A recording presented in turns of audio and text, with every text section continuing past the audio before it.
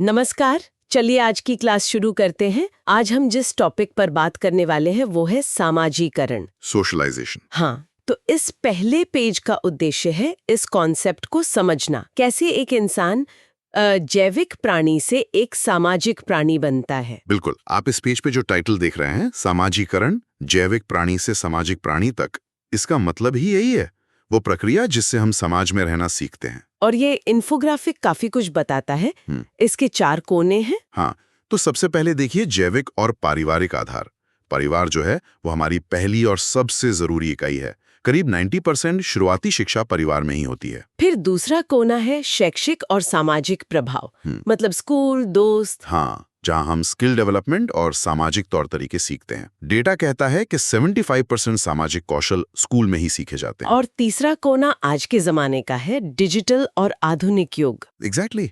आज सामाजिकरण का तरीका बहुत बदल गया है। हम ग्लोबली कनेक्टेड है, ऑनलाइन कम्युनिटीज हैं।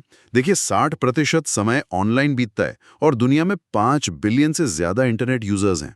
और ये बीच की इमेज एक इंसान का सिर है और उसकी जड़ें हैं। हाँ, ये दिखाता है कि हमारी जड़ें तो परिवार में हैं, पर हमारा विकास बाहरी दुनिया से होता है। किताबें, सोशल मीडिया, नेटवर्क। ठीक है, तो ये एक ओवरव्यू हो गया। चलिए इस प्रक्रिया को और गहराई से समझते हैं। अगले पेज पर देखते हैं कि सामाजिकरण आखिर है क्या।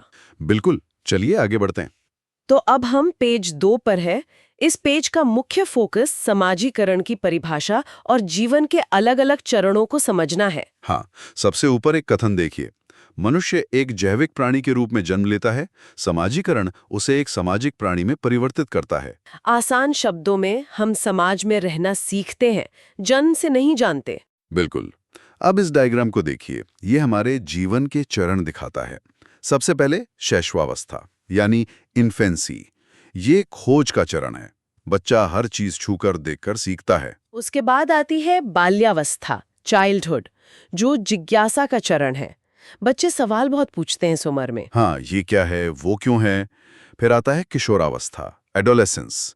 ये मित्र व समायोजन का दौर है। यहाँ दोस्त बहुत जरूरी हो जाते हैं और हम ग्रुप्स में फिट होना सीखते हैं। और आखिर में वयस्क, अडल्टहुड, जब हम काम, परिवार, समाज में अपनी भूमिकाएं निभाते हैं। एग्जैक्टली। तो दाईं और दिए गए पॉइंट्स पर ध्यान दीजिए। ये जीवन भर चलने वाली सीखने की प्रक्रिया है। इसमें हम मूल्य, विश्वास और अपेक्षाएं सीखते हैं। ठीक है, ये तो हुई समाजीकरण की प्रक्रिया। अब देखते हैं कि इस प्रक्रिया में हमारा स्व यानी सेल्फ कैसे विकसित होता है। चलिए अगले पेज पर। हाँ, ये बहुत ही इंटरेस्टिंग कॉन्सेप्ट है। जॉर्ज हर्बर्ट मीड के स्व के सिद्धांत को समझना, जो मैं और मुझे के बीच के संतुलन पर आधारित है। हाँ, ये बहुत ही फंडामेंटल कॉन्सेप्ट है सोशियोलॉजी में। देखिए, मूल समीकरण है स्व, सेल्फ इज इक्वल टू मैं, आई प्लस मुझे, me. Self is equal to I plus me. ठीक है। अब इस तराजू वाले डायग्राम को देखिए। एक पलड़े में है मैं, जिसे बायोलॉजिकल या इम्पल्सिव सेल्फ कहा गया है। ये हमारा प्राकृतिक व्यवहार है, बिना सोचे समझे, जैसे गुस्सा आने पर चिल्ला देना। बिल्कुल। और दूसरे पलड़े में है मुझे, जिसे सोशलाइज्ड सेल्फ कहते हैं। ये समाज द्वारा सिखाया गया रूप है जो हमें बताता है कि क्या सही है, क्या गलत। अच्छा, मतलब जो कहता है कि गुस्सा आने पर भी शांत रहो। एग्जैक्टली। तो हमारा स्व या सेल्फ इन दोनों के बीच का संतुलन है। और नीचे दिए गए 3 कॉन्सेप्ट्स, पृथकत्व, तादात्म्य। हाँ, मैं हमें इंडिविजुअलिटी देता है, दूसरों से अलग बनाता है। मुझे हमें कन्फॉर्मिटी सिखाता है, मतलब समाज के नियम मानना। और जनरलाइज अदर का मतलब है ये समझना कि समाज हमसे क्या उम्मीद करता है। समझ गई। सबसे नीचे की लाइन भी यही कहती है, व्यक्ति दूसरों के दृष्टिकोण को अपनाकर आत्म का विकास करता है। बिल्कुल। तो ये स्व का विकास समाज में होता है, पर समाज में सिखाता कौन है? इन्हें कहते हैं एजेंट्स ऑफ सोशलाइजेशन। आइए अगले पेज में इनके बारे में जानते हैं। जरूर। चलिए पेज 4 देखते हैं। इस पेज में हम समाजीकरण के प्रमुख अभिकर्ताओं यानी एजेंट्स ऑफ सोशलाइजेशन के बारे में जानेंगे। हाँ, वो लोग और संस्थाएं जो हमें सामाजिक नियम सिखाते हैं। डायग्राम के केंद्र में देखिए बालक है और उसके चारों ओर 2 सर्कल हैं। सही। जो भीतरी सर्कल है वो है प्राथमिक कारक यानी प्राइमरी एजेंट्स। इसमें परिवार, पड़ोस और नातेदारी शामिल हैं। ये हमारे जीवन के सबसे करीबी प्रभाव हैं। इनसे हमारा इमोशनल जुड़ाव होता है। और बाहरी सर्कल? वो हैं द्वितीयक कारक, सेकेंडरी एजेंट्स, जैसे विद्यालय, राजनीतिक संस्थाएं और मीडिया। ये प्रभाव जीवन में बाद में आते हैं और हमें बड़े समाज का हिस्सा बनाते हैं। इनसे रिश्ता ज्यादा फॉर्मल होता है। नीचे एक बहुत जरूरी वाक्य लिखा है, परिवार बालक की प्रथम पाठशाला है। हाँ, क्योंकि समाजीकरण की नींव वहीं पड़ती है। प्यार, विश्वास, भाषा, ये सब हम सबसे पहले परिवार से ही सीखते हैं। तो जैसा कि हमने देखा, परिवार सबसे पहला और महत्वपूर्ण एजेंट है। तो चलिए अगले पेज पर परिवार की भूमिका को और विस्तार से समझते हैं। ठीक है। अब हम पेज 5 पर है। इस पेज का फोकस परिवार को समाजीकरण की नींव के रूप में समझना है। हाँ, चित्र में आप देख सकते हैं, एक माँ अपने बच्चे को कुछ सिखा रही है, जो परिवार के शुरुआती शिक्षण को दिखाता है। दाईं ओर 3 मुख्य बिंदु दिए गए हैं। पहला है संस्कृति का हस्तांतरण। मतलब परिवार ही हमें अपनी संस्कृति, मूल्य और परंपराएं सिखाता है। दिवाली क्यों मनाते हैं, बड़ों का आदर क्यों करते हैं, ये सब। दूसरा बिंदु है सुरक्षा और स्नेह। ये बच्चे के मानसिक विकास के लिए बहुत जरूरी है। परिवार से मिलने वाला प्यार और सुरक्षा ही बच्चे में दुनिया के प्रति विश्वास पैदा करता है। और तीसरा बिंदु माँ की भूमिका पर जोर देता है। हाँ, क्योंकि बच्चे का पहला और सबसे गहरा रिश्ता माँ से ही होता है, इसलिए उसका प्रभाव सबसे ज्यादा होता है। और नीचे की ये पंक्ति बहुत गहरी है। बालक जन्म के समय कोरा पशु होता है, परिवार उसे आदर्श नागरिकता का पाठ पढ़ाता है। इसका मतलब यही है कि परिवार ही हमें इंसान और फिर एक अच्छा नागरिक बनाता है। लेकिन समय के साथ परिवार का रूप भी बदला है। पहले संयुक्त परिवार होते थे, अब एकाकी परिवार।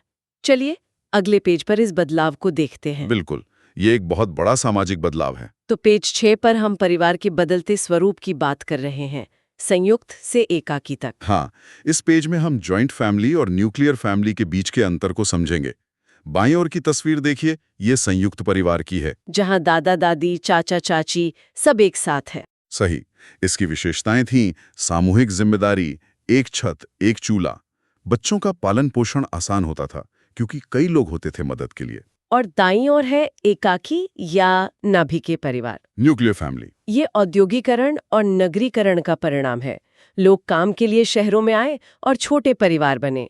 इसमें व्यक्तिवादिता और स्वतंत्रता पर जोर होता है। लेकिन इसका एक नुकसान भी है, सामाजिक दायरा सीमित हो जाता है। बिल्कुल, वो सपोर्ट सिस्टम कम हो जाता है। नीचे का निष्कर्ष यही कहता है कि आधुनिक लोकतांत्रिक विचारों और भौतिकवाद ने एकाकी परिवारों को बढ़ावा दिया है। परिवार के बदलते स्वरूप में एक और प्रकार है एकल अभिभावक परिवार। चलिए अगले पेज पर इसके प्रभाव को समझते हैं। हाँ, ये आज के समाज की एक अहम सच्चाई है। पेज 7 पर आ गए हैं। इस स्लाइड का लक्ष्य एकल अभिभावकत्व यानी सिंगल पेरेंटिंग और बच्चों पर इसके संभावित प्रभावों को समझना है। हाँ, तो इस फ्लोचार्ट को क्रम से समझते हैं। सबसे पहले कारण। सिंगल पेरेंटिंग के मुख्य कारण क्या हो सकते हैं? तलाक, अलगाव या फिर प्रवास, मतलब काम के लिए किसी एक का बाहर रहना। सही। इन कारणों से अभिभावक पर दबाव बढ़ता है, तनाव होता है, समय की कमी होती है। और इस दबाव का असर बच्चों पर पड़ता है। बिल्कुल। कुछ संभावित प्रभाव हो सकते हैं, जैसे आत्मविश्वास की कमी या फिर समय से पहले परिपक्वता। बच्चे जल्दी बड़े हो जाते हैं, उनका बचपन कहीं खो जाता है। व्यवहार संबंधी समस्याएं भी हो सकती हैं, जैसे अकेलापन या आक्रामकता। हाँ, ये कुछ चुनौतियां हैं, लेकिन इसका मतलब ये नहीं कि हर सिंगल पेरेंट परिवार में ऐसा ही होता है। सही बात है। परिवार के बाद आज के समाजीकरण का एक बहुत बड़ा माध्यम डिजिटल दुनिया है। चलिए अगले पेज पर इस डिजिटल क्रांति को देखते हैं। हाँ, ये आज के समाजीकरण का सबसे बड़ा एजेंट बन गया है। पेज 8, डिजिटल क्रांति, फेस टू फेस से इंटरफेस तक। इस पेज पर हम समझेंगे कि हमारे बात करने का तरीका कैसे बदल गया है। हाँ, इन दो चित्रों की तुलना कीजिए। पहले चित्र में दो लोग आमने सामने बैठकर बात कर रहे हैं, ये है फेस टू फेस। और दूसरे चित्र में एक व्यक्ति स्मार्टफोन के जरिए पूरी दुनिया से जुड़ा है, ये है इंटरफेस। बिल्कुल। सोशल मीडिया अब एक नया सलाहकार और साथी बन गया है। लोग सलाह लेने और समय बिताने के लिए भी इसका इस्तेमाल करते हैं। नीचे की लाइन बहुत सही है। संचार के साधन बदल गए हैं, पत्र और प्रकृति का स्थान ऐप्स ने ले लिया है। सही बात है। अब हम मिलने नहीं जाते, व्हाट्सएप पर ग्रुप बना लेते हैं। संवाद की क्वालिटी बदल गई है। अब जब सोशल मीडिया इतना महत्वपूर्ण हो गया है, तो देखते हैं कि छात्र इसका कितना और कैसे उपयोग कर रहे हैं। अगले पेज पर कुछ आंकड़े हैं। हाँ, ये आंकड़े काफी चौंकाने वाले हैं। चलिए देखते हैं। पेज 9 पर हम छात्रों के बीच सोशल मीडिया के उपयोग के आंकड़ों को समझेंगे। तो सबसे पहले इस पाई चार्ट को देखिए जो लोकप्रिय प्लेटफॉर्म्स दिखाता है। छात्रों में सबसे लोकप्रिय है व्हाट्सएप 31%। उसके बाद फेसबुक और इंस्टाग्राम है। हाँ, अब इस बार ग्राफ को देखिए जो उपयोग का समय दिखाता है। 38% छात्र 0 से 2 घंटे उपयोग करते हैं, जो ठीक है। लेकिन चिंता की बात यह है कि 34% छात्र अत्यधिक उपयोग करते हैं, मतलब 4 घंटे से भी ज्यादा। बिल्कुल, 25% 4 से 6 घंटे और 9% 6 घंटे से भी ज्यादा। ये एक लत की तरह है और बहुत बड़ी चिंता का विषय है। और नीचे एक और जरूरी तथ्य है, 28% छात्र ऑनलाइन अजनबियों से बात करते हैं। ये बहुत जोखिम भरा है। उन्हें लगता है कि वो दोस्त बना रहे हैं, पर वो खुद को कई खतरों के सामने एक्सपोज कर रहे हैं। इन आंकड़ों से तो लगता है कि इसके बहुत नुकसान हैं, पर क्या कुछ फायदे भी हैं? चलिए अगले पेज पर इसके सकारात्मक प्रभाव देखते हैं। हाँ, हर सिक्के के 2 पहलू होते हैं। चलिए देखते हैं। तो अब पेज 10 पर हम सोशल मीडिया के 4 मुख्य सकारात्मक प्रभावों पर चर्चा करेंगे। हाँ, इसके फायदे भी हैं। पहला है शैक्षिक मदद।